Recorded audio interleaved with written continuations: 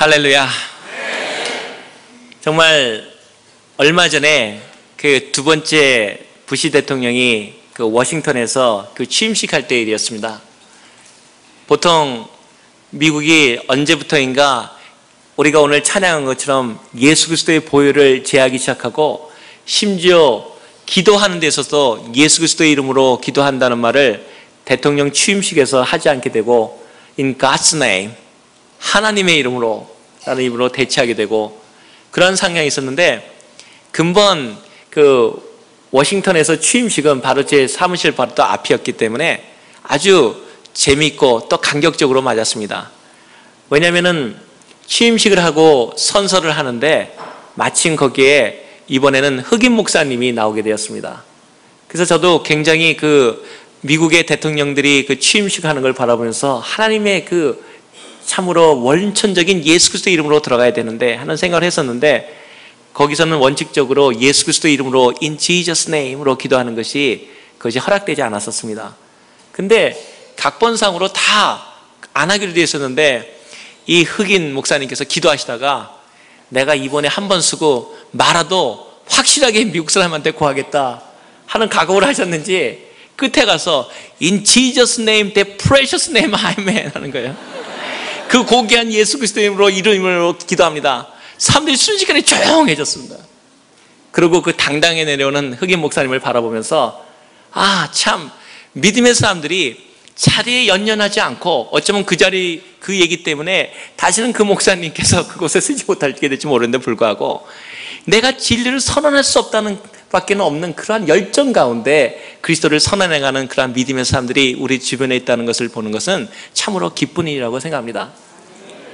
저는 또 한 가지, 약 한 3주 전에 저희 그 초청으로 워싱턴에서 옥스퍼드에 있는 그 리전트들이 전부 다 모인 적이 있었습니다. 왜냐하면 버지니아 상원의원도 저희 학교 출신이고 또 클린턴 대통령도 출신이고 그래서 같이 모이기로 했었는데, 같이 모여서 하니까 전통적으로 그 대학도 기도를 하게 돼 있는데, 기도를 했는데 보통은 이렇게 기도합니다. 그러면 일어나셔가지고 어떤 기도를 하는데, 갑자기 연로하신 그 교수님이 일어나시더니 기도합시다 그러면서 갑자기 뭐라 그러시냐면, 우리가 너무나 바쁜 생활을 살았습니다. 주님, 기도하기 전에 우리에게 침묵하는 시간을 주십시오.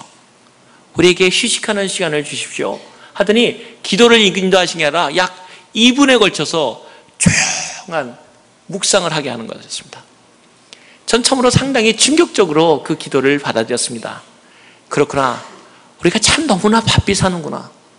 바삐 돌아가는데, 오늘 제목처럼 세상 최대의 성공적인 비즈니스란 말을 갖고 오늘 나왔는데, 참으로 우리가 많은 분들이 서로 묻기를, 미국에 온 이유도 많이 성공하기 위해서도, 돈을 벌기 위해서도 많은 사람들이 오셨는데 비즈니스를 뭐 하십니까? 하는 것이 공통된 질문인 줄 압니다. 그런데 비즈니스란 말이 무엇입니까? 비지, 바쁜 거, 비즈니스, 바쁜 상태. 그냥 비지하다가 비지하게 가는 삶이 비즈니스라면 우리 삶은 얼마나 허망합니까? 우리가 하나님에 대한 그 삶을 찾아보지 못하고 비지한 상태로, 바쁜 상태로 비즈니스를 하다니, 그냥 바쁘다 살다가 죽는다면 우리 삶은 얼마나 참으로 고단한 삶입니까? 저도 오늘 여러분하고 같이 말씀 나누고 다시 제 직장 동료들을 전부 대기하고 있기 때문에 가서 미팅을 하고 6시 반에 나와서 바삐 들어왔습니다. 그런데 만약 우리가 이 모든 하는 일들이, 여러분도 오늘 이 자리에 오시기 위해서 얼마나 많은 희생을 치르고 왔는지 잘 압니다. 정말 다른 사람들이 힘을 일하는 시간에 돈 벌 수도 있는데도 불구하고, 더 즐거운 시간이 있음에도 불구하고 교회로 하나님 앞에 모일 수 있다는 것은 희생이 없으면 되지 않는다는 것이죠. 그러나 우리는 분명한 것은 우리는 비즈니스를 위해서 사는 사람들이 아니라는 사실입니다. 저는 미국에서 그 직업난을 볼 때 사람들이 꼭, 여러분 이력서를 보시면 아시겠지만 occupation 혹은 또 한 단어 쓰는 것을 잘 알 것입니다. 미국에는 아직도 직업학교를 얘기할 때 vocational school이라는 말을 씁니다. 그래서 가끔가다 우리는 얘기는 당신의 직업이 뭡니까? 할 때 what is your vocation? 그런 얘기를 합니다. 그 vocation은 단어가 무엇입니까? 바로 소명이라는 단어에서 나왔습니다.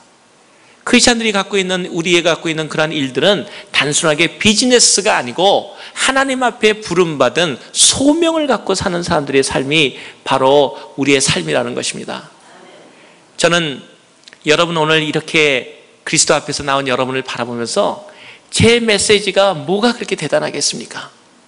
제가 무엇에 능력이 있고 제가 무엇을 나타날 사람이 있어서 여러분 앞에 섰겠습니까?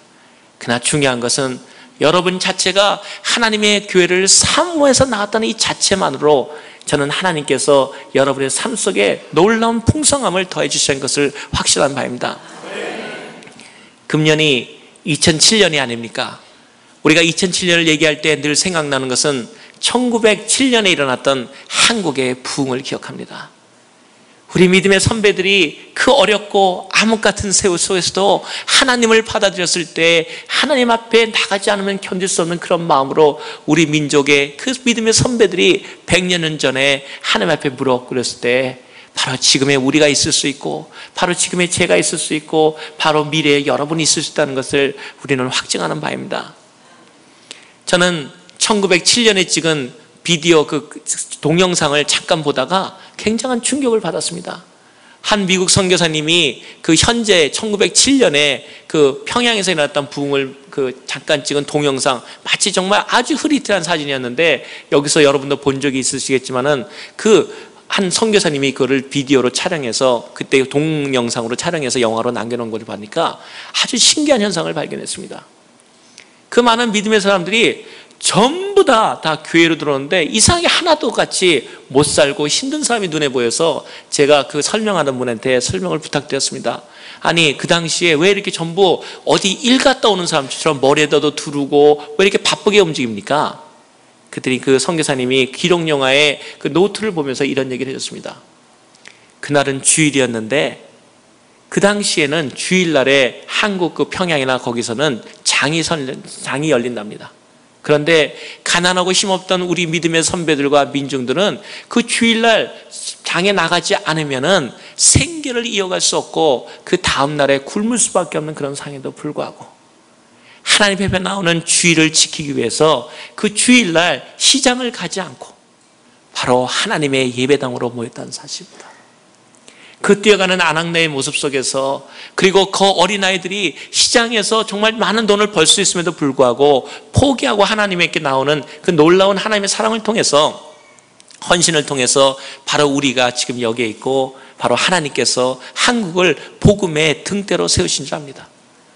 하나님에 대한 헌신이 없이 우리가 오늘도 만약에 그냥 비즈니스하고 비지하게 살고 간다면 우리에게 얼마나 하나님 앞에 허망한 삶을 살게 되겠습니까?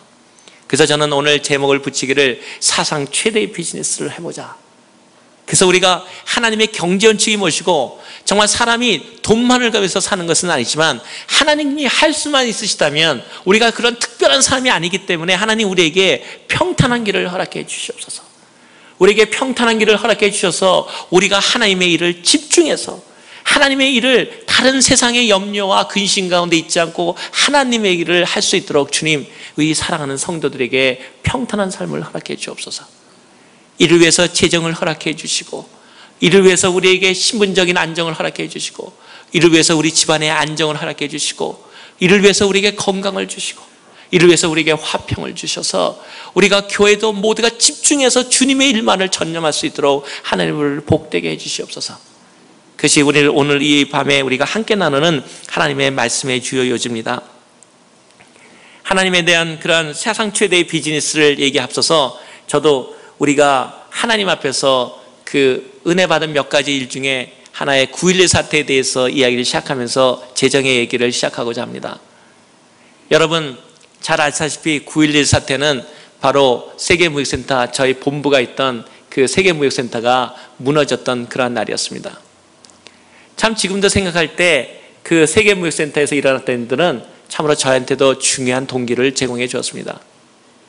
사실 그 전날부터 9월 11일 전주가 되는 해부터 금요일날 그 전주 수요 목요일 전부 다 저로서는 뉴욕에서 너무나 바쁜 나날을 보냈었습니다. 왜냐하면은 전 세계에서 1년에 한 번 있는 세계 이사회가 바로 9월 11일, 제가 알기로 화요일날로 기억되는데 그날 열리기로 돼 있기 때문에 정말 저로서는 중요하고 준비를 해야 되는 날이었습니다. 금요일날 밤에 맨하탄 그 허드슨강 주변에서 저희가 파티를 하면서 그 세계무역센터를 바라보니까 정말 아름답게 불치장을 해놔서 제 마음속에 다시 그런 생각했습니다. 아, 정말 이렇게 큰 빌딩을 줄 수 있다는 건 얼마나 자랑인가. 그래서 제가 그 주일날 예배를 드리고 다시 이제 화요일날 월요일 일을 준비한 다음에 화요일날 새벽에 이제 뉴욕에 가서 그 중요한 회의를 하기로 9.11 그 날을 준비하고 있었습니다. 근데 월요일 밤에 아주 신기한 일이 일어났습니다. 갑자기 저희 아내가 그 월요일날 9월 10일 월요일 밤이었던 걸 기억하는데 갑자기 경련을 일으키기 시작했어요. 그런데 경련에서 막 몸을 떨고 막 어떻게 불안해하고 그래서 제가 저희 아내 보고 왜 그러냐 그랬더니 이유를 모르겠다고 그러더라고요. 그래서 제가 저희 아내가 몸도 평상시에 그렇게 강한 편은 아니기 때문에 제가 가만히 원인을 식생활에서 뭐가 잘못됐나, 잠을 못 잤는가, 그것도 아니라 그러고 다 체크했는데 암만 체크해도 이유가 없는데 단 한 가지를 발견해냈습니다. 그것은 혹시 자기가 그날 커피를 2잔을 마셨다는 거예요. 그래서 제가 속으로 잘 됐다 싶었습니다. 그렇지 않아도 커피를 좀 끊게 하려는 생각이 있었는데 제가 자기는 커피 때문이 아니라고 우겼지만 저도 우기면서 그건 분명히 카페인 때문이야. 그러니까 커피를 절대 마시면 안 된다. 그리고 제가 당신이 커피를 마시지 않기가 어려우면 나도 커피를 끊겠다 하고 단언했습니다. 그런데도 몸에 경련이 쉬지 않기 때문에 제가 밤새 안마도 해주고 한데도 기도도 해주는데도 경련이 그치질 않더라고요. 그런데 몸을 떨고 불안해하고 그래서 새벽녘이 저는 이제 9월 10일 날 뉴욕으로 가야 되기 때문에 할 수 없이 빨리 좀 자야 될 텐데 해가지고 겨우 잠을 재우고 제가 9월 10일 날 새벽에 일어났습니다.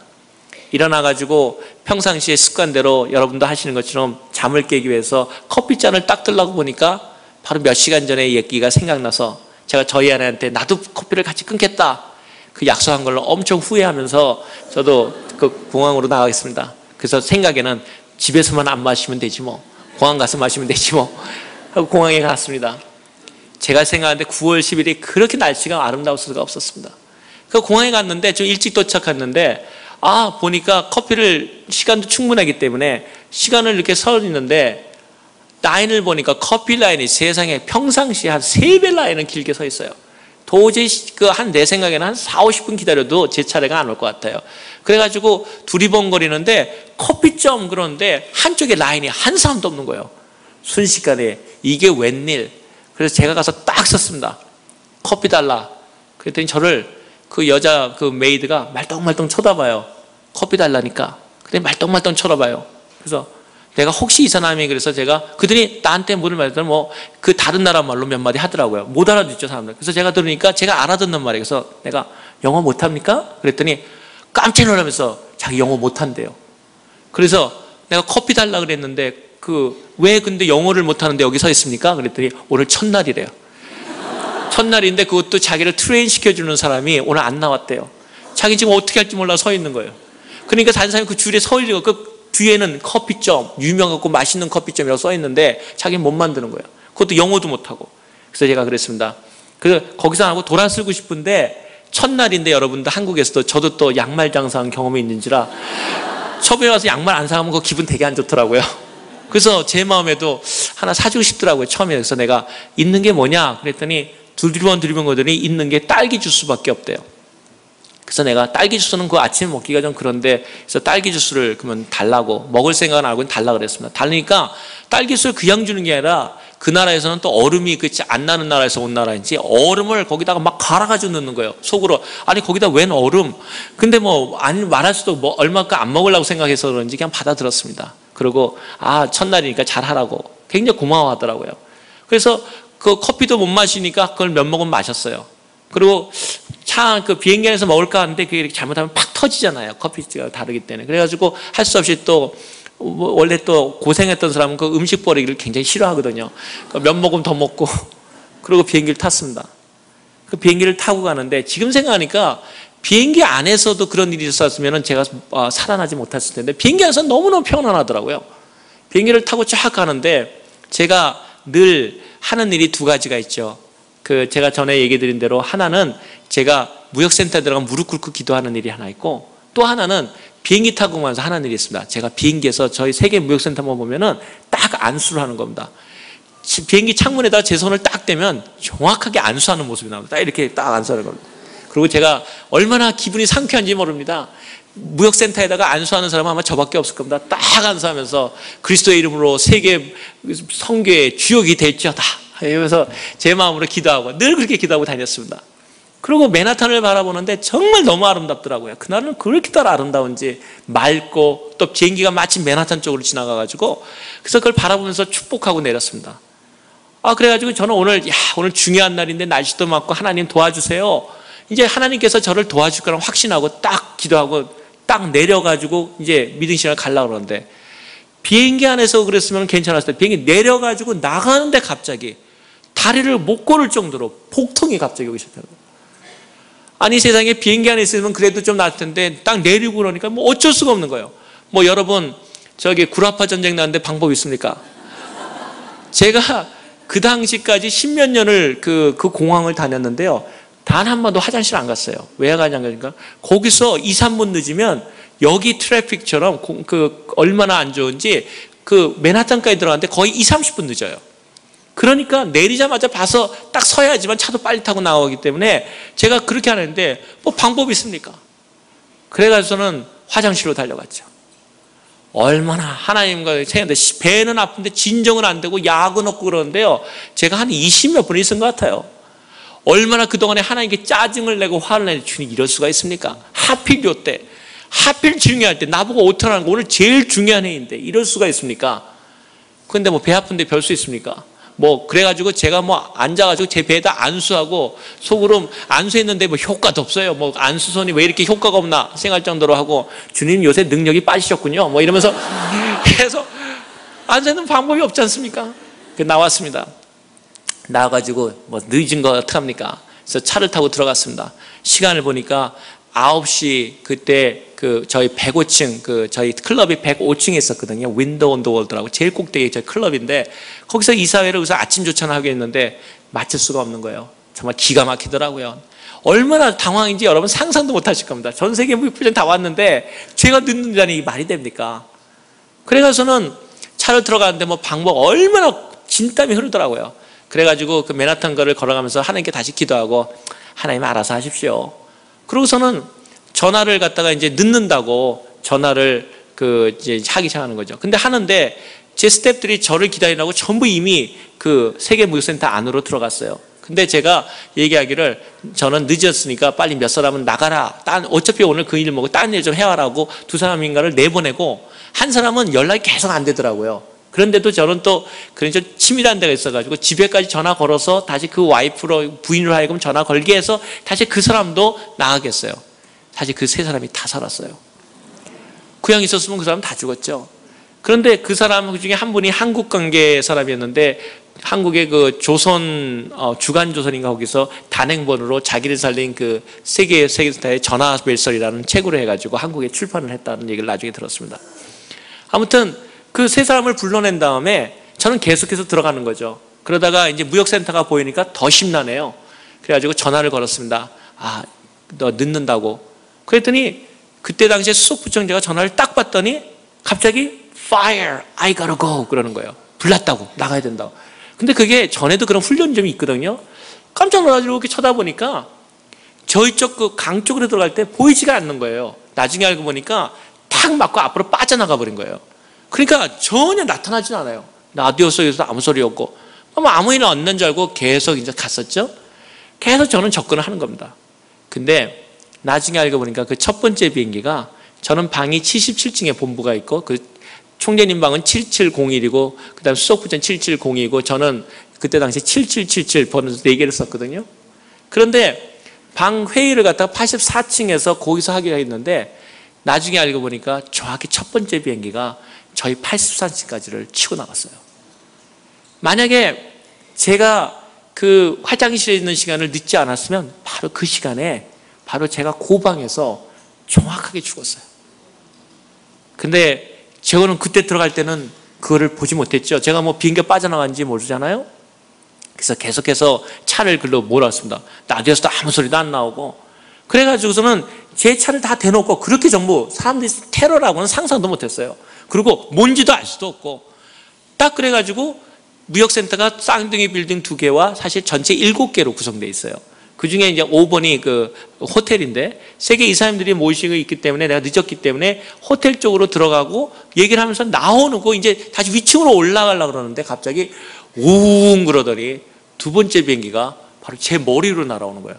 전 처음에 장난하는 줄 알았어요. 저게 왜 날아올까? 그러더니 제가 얼마나 심각하게 봤는지 배 그 비행기 밑에 글 써 있는 것까지 눈에 다 보이더라고요. 딱 저 머리로 날아가더라고요. 뒤를 딱 때리는 거예요. 그때 죽었습니다 했어요.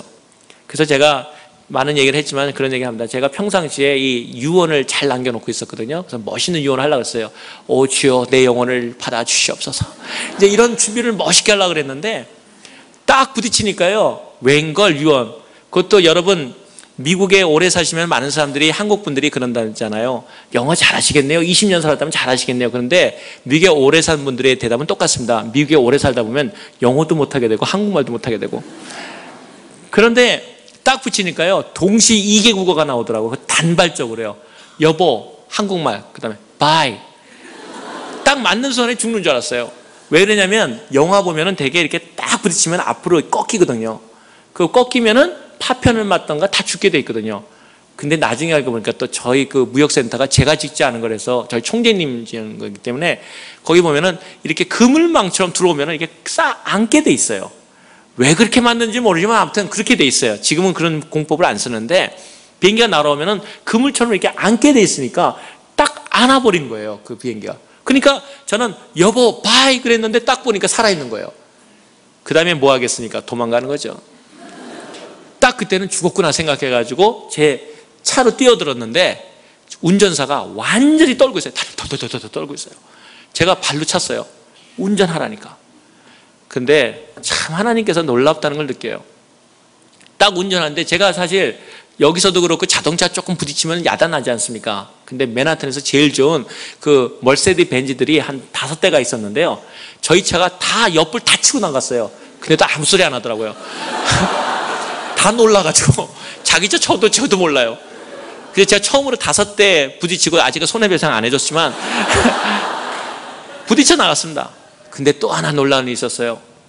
그 맨하탄 지역은 워낙 복잡하기 때문에 가운데 가로대가 놓여 있어요.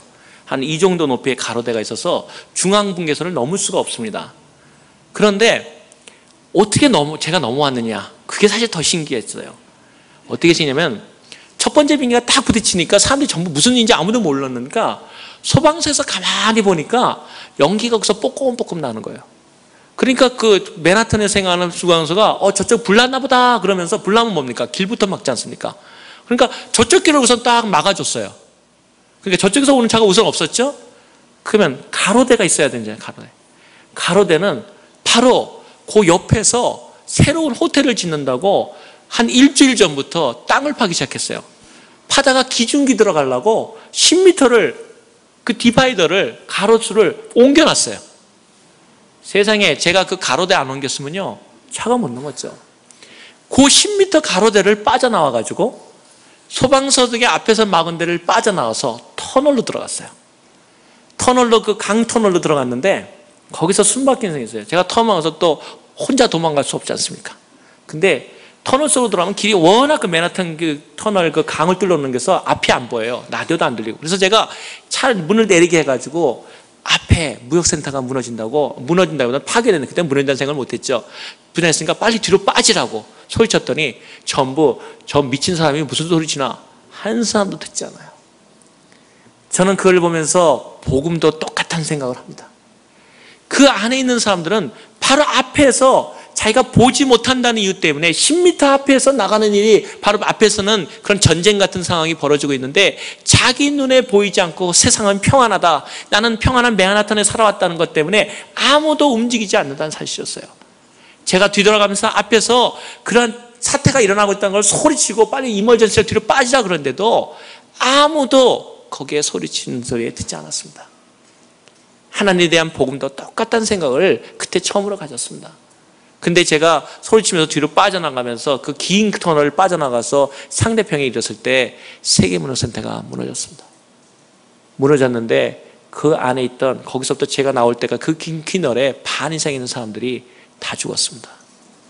그때 그 사람들이 만약에 그런 소리를 듣고 뛰어나와서 같이 뒤로 걸어갔으면 살았을 텐데 아무도 거기에 귀를 기울이지 않았습니다. 더군다나 우리가 복음의 소식을 모르다가 죽는 사람 똑같은 거는, 더 마음 아픈 것은 그 당시에 저 전화를 받았던 헐브 위다라고 하는 수석부총재가 그 연세 드신 분이 있었는데, 상대방 1번 빌딩이, 저희가 1번 빌딩에 있고 그 2번 빌딩에 있는 자기 아들이 그 맨 60몇 층에 근무하고 있었어요. 근무하고 있었는데 첫째 비행기가 뻥 하니까 전부 모르다가 왜 저 소리가 나지 그러다가 가만히 구경하고 있는 거예요. 세상에, 상대편 비행기가 지금 첫 번째 옆에 있는 바로 그 세계무역선에 쳤는데도 그렇게 둔하게 밖에서 불났나 하고 구경하고 있는 거예요. 이게 우리의 인생사하고 똑같다는 거예요. 하나님을 기다리지 못하는. 그런데 그 당시에 두 번째 비행기, 그래서 했는데 두 번째 비행기가 이제 올 거라 생각도 못했죠. 그랬더니 어나운스먼트가 나온 거예요.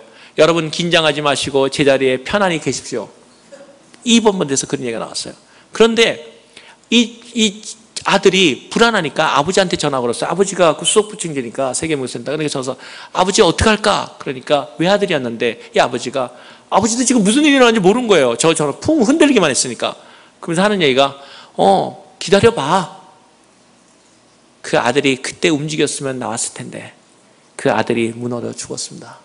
그래서 결국 그 충격을 이기지 못해서 그 헐브 위다 부총재는 결국 저희 사무실을 떠났고 그 받은 모든 보상금으로 그 아들이 그 학교 다니던 그 학교 어린아이를 위해서 장학재단을 만들었습니다. 아무튼 그 2번 무역센터에서는 왜 사람들이 더 많이, 1번보다 더 많이 죽었습니다. 오히려 비행기가 부딪힌 때보다 두 번째 비행기 부딪힌 데가 시간도 더 있었는데 더 죽었습니다. 왜일까요? 세상에 대해서 민감하지 못했다는 겁니다. 더군다나 두 번째 그러면 부딪혔을 때 피하라 그랬으면 살았을 텐데 왜 못 나왔을까? 이유가 있습니다. 두 번째 비행기가 바로 그 방송실을 쳤습니다. 두 번째 비행기가 안심하고 계십시오 하는 그 방송실을 두 번째 비행기가 치니까 방석이 전부 투절돼 버렸어요. 그래서 전부 다 안심하고 있다가 오히려 2번 빌딩에 있던 사람들이 더 많이 죽었습니다. 저는 그 일들을 바라면서 세상에 복음이 전해지고 세상에 복음이 하나님의 믿어야 된다는 말이 전해져도 여전히 사람들은 자기 눈에 보이지 않는 이유 때문에 바로 눈 밖에서 하나님의 문드리고 기다려도 응답하지 않는다는 그런 위기의 삶에 우리가 살고 있다는 사실입니다. 하나님께서 우리를 사랑하시는 것은, 여러분을 사랑하시고 이렇게 부르신 것은 하나님께서 여러분만 복되게 하려는 것이 아니라 하나님께서 여러분의 삶을 통해서 다른 사람들로 복의 근원으로 삼기를 또 원하신다는 걸 저는 간증하고 싶습니다. 제가 그날 복통으로 나왔지 않습니까? 근데 9시에 미팅을 어디서 했냐면은 아침 조찬을 아까 말한 대로 105층 해야 됐는데 제가 늦는다는 소식을 들으니까 거기 있던 15명의 세계의사들이 다 아침에 하기로 하지, 점심에 하기로 하지 하고서는 전부 다 내려오는데 내려오는 5분 후에 비행기가 때렸습니다. 그래서 15명이 다 살았습니다. 저는 지금 기억하기로 하나님께서는 우리 하나만을 위해서 관심 있는 것이 아니라 너희가 복의 근원이 되라. 너를 통해서 많은 사람들이 복을 받을 것이고, 어떻게 생각하면 성경에 나오는 요셉의 삶도 그렇지 않습니까? 요셉은 모략을 당하고 어떤 때는 감옥에 갇히고 어떤 때는 힘들었지만 그 사람에게 함께함으로써 그 주변에 있는 사람들이 형통케 됨으로써 하나님이 요셉과 함께 있음을 알았더라. 나는 여러분, 우리 여기 젊은 청년들도 있고 또 사랑하는 믿음의 연배들도 있는 줄 압니다. 믿음의 선진들께서 그런 믿음의 복의 근원이 되기를 정말 축복합니다. 그래서 저는 15명의 사람들이 살게 되고, 그래서 얼마 후에 저도 건지지만 그 뉴욕타임즈하고 기자회견할 때 제가 그 제목을 얘기하니까 그 기자가 참 아름다운 말을 썼어요. 하나님의 섭리에서 providential hand, 하나님의 섭리에서는 가끔은 인간이 이해할 수 없는 불편함으로 우리에게 기적을 가져다 준다.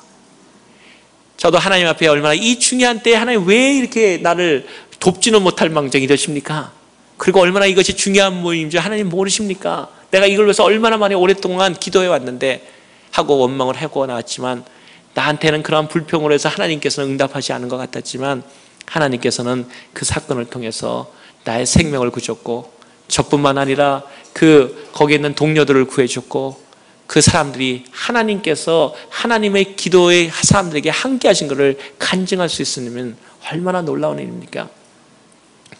제가 이제 일들을 시작해 들어가면서 여기서 또 한 얘기를 넘어갑니다. 그 다음에 세계무역센터가 이런데, 제가 어저께는 옥스퍼드 대학의 리전트 멤버와 파운데이션 펠로우가 된 것이 정말 실력이 없음에도 불구하고 될 수 있다는 걸 얘기했는데, 오늘은 정말 제 또 하나의 축인 수석부총재가 어떻게 얼떨결에 됐는지 얘기 드리고자 합니다. 제가 수석부총재 되기는 정말 어려운 일이었습니다. 사람들이 저한테는, 제가 어느 정도로 어려웠냐면, 제가 우리 총재님이 정말 아버님 같은 분이기 때문에, 혹은 그 옆 사람들 통해서 계속해서 제가 언지를 좀 줬습니다. 내가 떨어져도 좋으니까 나도 한번 수석부총재 하는데 이름이라도 한번 올려보면은 괜찮지 않겠어요? 뭐 이런 식으로. 혹시 그런데 총재님이 웬만하면은 yes, no 하는데, 내가 이쪽을 찔러가지고 언지를 줘도 대답이 없고, 저쪽을 찔러도 대답이 없고, 계속 대답이 없는 거예요. 저는 정말 또 옛날에 하나님에 대한 마음이 생각나서, 안 되면 돌면 되니까, 여리고 설동 돌지 돌면 되니까 해보려고 했는데, 이 총재님은 전혀 그게 안 통하는 거예요. 속으로 세긴 세구나. 이제 그런 생각을 하면서 해가지고, 제가 사태가 나기 전까지 계속해서 제가 총재님한테 그런 얘기를 했습니다. 근데도 총재님이 얘기를 안 오니까 제가 할 수 없이 단도직입적으로 총재님한테 얘기하긴 그렇고 수석부총재한테 가서 얘기를 했습니다. 내가 바이스 체어맨 나가려고 하는데 당신은 어떻게 생각합니까? 그랬더니 저를 잠깐 오라 그러더니 그러더라고요. 그만큼 사인이 왔으면 이제는 알아들어야 될 텐데 왜 못 알아듣느냐? 총재님이 너 나가면 너밖에 창피한 사람 없어. 왜냐면 생각해봐라. 표 한 표 나오면 분명히 네 편지 네가 널찍찍 알 텐데 우리 상당히 솔직합니다. 또 제가 절 찍을 걸 잘 알더라고요. 제가 신념의 사람 뭐 이랬거든요. 그러니까 넌 분명히 너 찍을 건 아는데 너 한 표 나오면 얼마나 창피하냐. 다음에 정말 너 기회가 돼도 너 못 나갈 거야. 그러니까 총재님도 그걸 아니까 하지 마라. 더군다나 미국하고 유럽하고 무역은 거의 주동적인 싸움을 하거든요. 유럽파가 저는 트저리 총재죠. 미국의 하나의 말 그대로 말하면은 수족 뜨는 사람, 쫄개라고 보기 때문에 너 안 된다는 거예요. 그리고 우리 편에서 나갈 사람이 이미 기자상 같은 사람이 서너 명이 이미 줄 쫙 치고 있고 정말 그런데 네가 거기 나가면 오히려 그 사람들한테 미움받고 안 된다고 하지 말라고 그러더라고요. 그러니까 제가 속으로 정말 하나님 너무 빨랐죠? 그런 생각을 하면서 제가 집에 돌아왔습니다. 이제 이 사회가 이제 한 일주일밖에 안 남았는데 뭐 방법이 있습니까? 나가야 뭐 뽑히든지 말든지 뭐 한마디를 하든지 말든지 하지. 나가지 말고 나가면 넌 네 자리도 잃을지 몰라 하는 그런 위협적으로 들리는데 그 어디 나가겠습니까? 그래서 집에 딱 이제 일주일 남았는데 회의가 집에 와서 딱 기도를 제가 했습니다. 하나님 감사합니다. 우리 될 사람들 축복하시고 그랬더니 제 마음속에 갑자기 탁 느낌이 오는 거예요. 뭐라 하시면 하나님이 말씀 내 들은 적은 없지만 하나님 저한테 이러시는 것 같더라고요. 너는 늘 그것에서 무릎 꿇고 기도하면서 누구를 위한다고 얘기하느냐? 하나님을 위해서 일어나. 누가 너는 보스라고 얘기하느냐? 누가 너의 상관이냐? 하나님이라 그랬죠. 근데 내가 임명하겠다는데 뭐 기분 나쁘냐? 제 마음속에 딱 드는 거예요. 아니 너는 날마다 보스를 내가 하나님 그러면서 내가 임명하겠다는데 너 기분 나쁜 일 있냐? 아니죠. 뭐 저는 아니죠. 그런 다음에 믿음이 팍 생기기 시작하더라고요. 기도하고 속으로 총재님을 내가 거역하는 건 아니지만 내 하나님 내 보스가 해보라고 했다는데 못할 리가 뭐겠냐 하는 생각이 탁 들더라고요. 그때 또 여전히 생각나는 방법, 미국 들어올 때 내가 왜 미국에 갈 10가지 이유 쓴 생각이 탁 나더라고요. 그래가지고 밤새워가지고 내가 왜 수석부총재가 돼야 마땅한 그 퀄리피케이션을 정말 열심히 내가 기도하면서 만들었습니다. 그런 다음에 그걸 회의장에 가기 전에 약 이틀 전에, 그것도 너무 빨리면 또 혼날까봐 총재님이 이거 찢어버려 그러면 안 되니까 찢을 시간 없도록 비행기 날아갈 동안 잘못해 날아갔네요 하고 핑계는 좀 대야 될 거니까 그래가지고 그거를 이틀 전에 보내고 회의에 갔었습니다. 그것이 헬리팩스 캐나다에서 열렸었습니다. 하는데 그 전날에 딱 가니까 총재님들이 이렇게 보더니 너 이거 냈다며? 그래서 내가 한번 내봤는데 그랬더니 뭐 얘기는 안 하더라고요. 뭐 에이 그냥 어차피 뭐 쟤는 안 될 테니까 이렇게 얘기를 하는데 딱 그날 밤에 몰렸는데 아니다 달라요. 이제 그 수석부총재를 뽑으면 그 사람이 총재가 될지도 모른다는 생각에 유럽 쪽에서도 벌써 힘이 쫙 모여 긴장 관계 흐르고 뭐 벌써 저쪽도 뭐 모여서 얘기하는 게 보이고 저희도 또 아시아 쪽하고 미국은 좀 친하기 때문에 아시아 미국 쪽에서 얘기하고 이제 이런 관계가 있었어요. 이제 그날 이 회의가 열렸습니다. 세계 이사회가 딱 열렸는데 가만히 생각해 보니까 이제 밤새 신기한 일이 일어났어요. 어떤 일이냐면 저희 쪽에서는 이제 수석부총재 될 사람을 1번, 2번, 3번을 어느 정도 유명한 사람들을 뽑아놨어요. 저는 이름도 안 넣었더라고요. 저는 그래도 보냈는데 그것도 보냈다고 좀 얘기해 주면 어떻습니까? 이름도 안 나와 있더라고요. 그래도 뭐 가만히 있었습니다. 근데 상대편에 어저께밤에 국리에 얼마나 그 머리 좋은 사람들이 밤새 어떻게 하면 이쪽 이 팀을 이길까 생각했지 않습니까? 근데 밤새 있더니 저쪽에 네덜란드 분인데, 네덜란드 무역협회장인데 그분이 딱 일어나는 거예요. 올 것이 왔구나 딱 생각했습니다. 그분이 일어나더니 뭐라면 기상천외한 얘기를 하는 겁니다. 전 처음에 귀를 의심했어요. 이제 청구를 해야 되는데 우리 편 쫙 우리 나갈 사람 기다리고 있고 이제 자기는 누가 나올까 기다리고 있는데 그분이 딱 일어나더니 네덜란드 협회장이 딱 일어나더니 제가 생각하기로 그동안에 많은 시간을 봐왔는데 제가 데이비 영어에 대한 데이빌리가 굉장히 성실하고 그 젊은 세대로서 적합하다고 생각한다.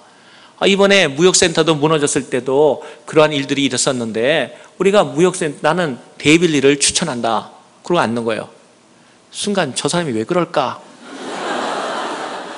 나중에 안 일인데 이 유럽팀이 밤새 서로 논의를 해보는데 하다가는 서로가 승산이 누가 있을지를 가늠하기 어렵다는 거예요. 서로 붙였다가 지면은 정말 그야말로 망신살이 뻗치고 그렇다고 확신 있는 싸움을 하면 이기겠는데 50대 50의 확률이라는 거죠. 그러니까 밤새 고민한 그 영리하고 머리 좋은 사람들이 방법을 하나 딱 생각하는 거예요. 이번에는 허접한 사람 하나 뽑자.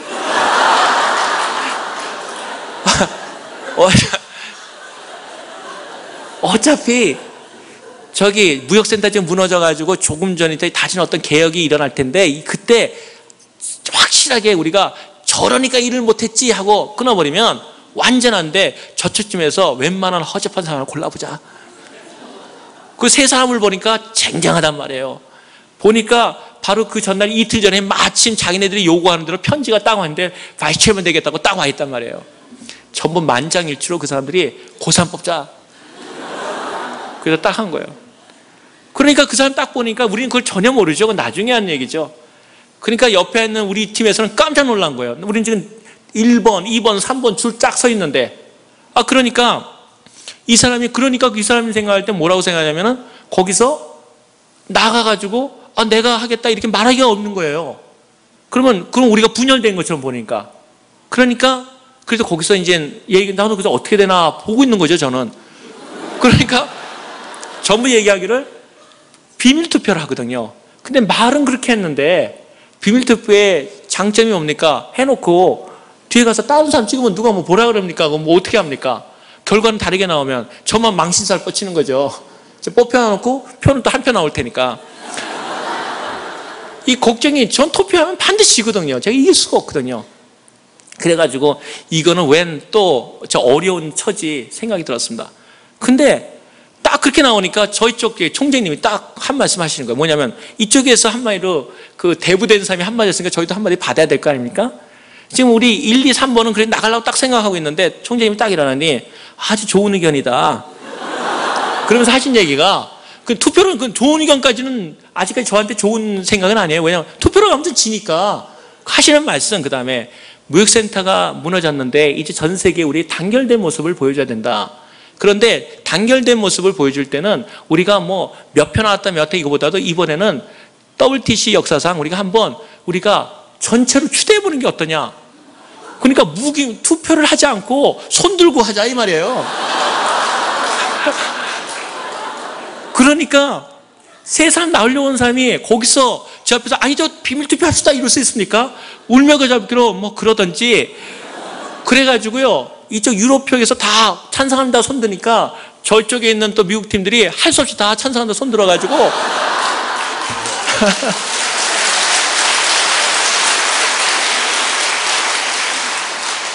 기록상으로는 뭐라고 나오냐면요, WTCA 역사상 40년상 처음으로 만장일치 부의장이 됐어요. 저는 그래가지고 그 회의 끝난 다음에 표정 관리하느라고 엄청 힘들었습니다. 그러고 제가 최면이 되고 바이스 체험이 됐어요. 그래가지고 정말 제가 고개숙이라고 또 정말 저를 타깃하니까, 그래가지고 하나님께 참 영광을 돌렸죠. 근데 진짜 중요한 건 2년 후였어요. 스위스 회의였는데, 스위스 자기는 다 계산을 해놓고 있거든요. 스위스에는 유럽이기 때문에 그때 이제 가려고 저를. 그러니까 저는 뭐 딱 당하는 거죠. 방법이 있으니까 기도하고 들어갔죠. 가가지고 이사들이 있는데 제가 얘기했습니다. 왜냐면 이제 제가 이사를 계속하게 되면 이제 제가 몇 번 이사하면 제가 이제 완전 후계자로 부서지는 거거든요. 저를 끊어내야지 이제 끊어야 돼. 이제 용도 폐기를 해야 되는데, 제가 스위스에 가서 딱 보니까 표를 세 보니까 우리 아시아 표가 없어요. 더군다나 미국도 없고, 이거는 유럽에서 회의를 하니까 유럽에 있는 사람들이 다 왔을 거 아니에요. 표가 이미 게임이 끝났더라고요. 그래서 제가 이거는 사람 힘으로 안 되겠구나 생각하고 제가 기도한 다음에, 크리스찬은 당당해야 되지 않다고 말씀드렸지 않습니까? 제가 그 이사들한테 발언 요청을 했습니다. 그러고서는 제가 나가니까 그러더라고요. 원래 그냥 넘어갈 수가 있는데 유럽 이사에서 딱 제안을 하더라고요. 제 신임을 묻겠다고. 원래 그게 어젠다에도 회의록에도 없었어요. 근데 2년 됐으니까 제 신임을 묻겠다 이거예요. 즉 이제 못 안내겠다 이거죠, 공식적으로. 그러면은 뭐 제가 화도 낼 수 있지만 그런 게 안 했습니다. 하나님 사람은 당당해야 된다고 생각합니다. 그래서 제가 좋습니다, 제 신임 투표합시다. 비밀 투표 들어가는 겁니다. 그리고 표를 계산하니까 저희 총리님도 그동안 2년 동안 수고했다고 미리 이임 인사를 하더라고요. 잘했다고. 그래서 저도 뭐 최선 다했습니다. 그런데 제가 발언을 하나 하겠습니다. 그러고선 제가 발언을 했습니다. 저는 지금까지 WTC에는 리더십이 언제나 카리스마 리더십이었습니다. 우리 총재님이 카리스마가 있거든요. 근데 여러분 보시다시피 데이빌리는 카리스마로 오지 않았습니다. 나는 내가 배운 것은 servant, 섬기는 것이 무엇인가를 배운 사람입니다. 나는 여러분한테 군림하기 위해서 바이스체어가 되거나 총재가 되기를 원치 않습니다. 내가 원하는 것은 여러분 가운데 쇠원을 어떻게 더 섬기고, 그리고 내가 하는 일을 통해서 새로운 세대가, 젊은 세대가 어떻게 할 수 있는가를 여러분에게 보여주길 바랍니다. 그리고 이러한 일에서 내가 어떤 일을 하는 것에서 실수한 것은 있을지 몰라도 나는 최선을 다했습니다. 그리고 나는 가능성이 있다는 걸 믿고 앞으로도 그렇게 해나갈 거기 때문에, 만약 여러분이 정말 거기에 대해서 미래를 믿는다면 저를 지원해 주십시오 하고 내려왔습니다. 투표를 했습니다. 신기하게 제가 이겼습니다.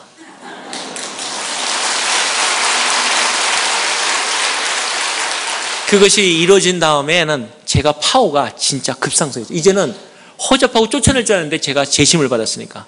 그리고 제가 지금은 바이스 체어면 3기입니다. 제가 완전 시니어입니다.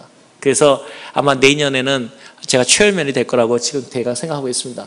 체어맨이 되면은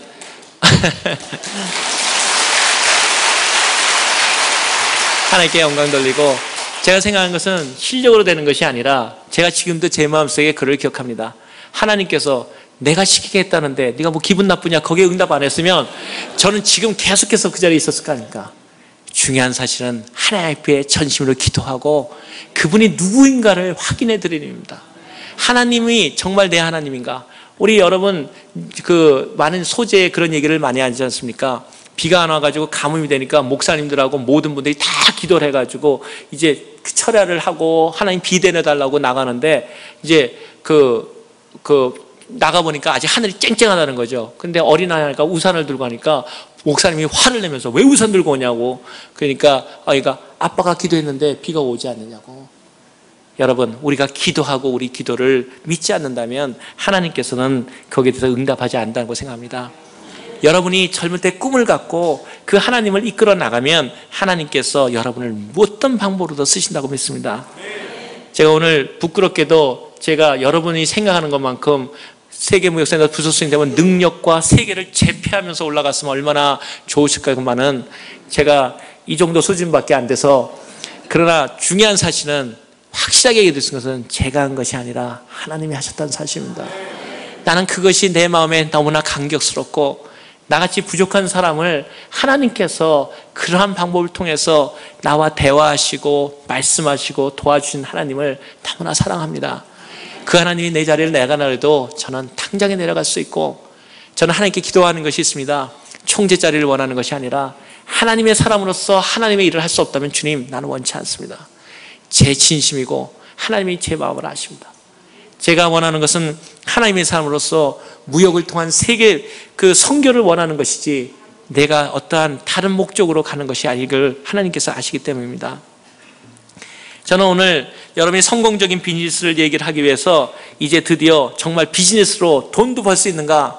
그렇습니다. 하나님 믿으면 돈도 법니다.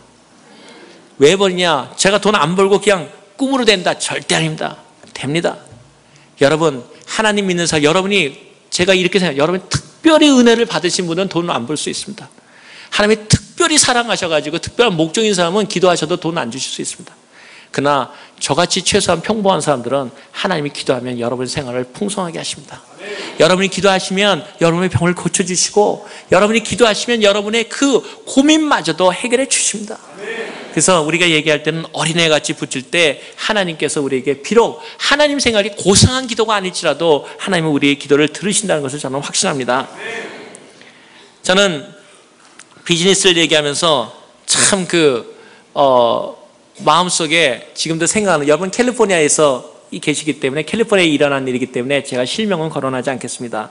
제가 힘들고 어려울 때 저 같이 일했던 세크터리라고 하긴 뭐하고 저 같이 일했던 제 일을 돕고 있는 그 여자 클럭이라고 할 수도 있고요. 있었는데 같이 고생을 했는데 어느 날 저한테 딱 오더니 하는 얘기가 있었습니다. 여러분 혹시 기억하시는 분도 있을 거라서 제가 그러는데 캘리포니아사상 최고의 복권이 당첨됐습니다. 2,800만 달러.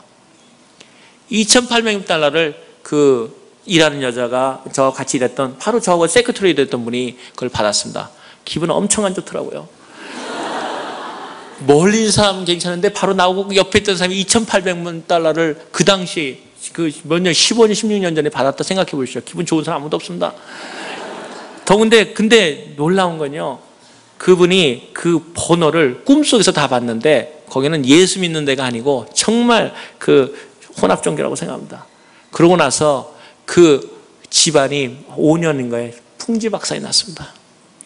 여러분, 하나님께서는 공짜 돈을 좋아하지 않으십니다. 하나님 앞에서 우리가 꿈속에서 번쩍 나와서 복권을 주신다면 이 세상에서 복음도 마찬가지로 하나님이 지금 꿈 앞에서 확 나타나시고 공중에 한번 싹 뜨시면 다 예수 믿습니다.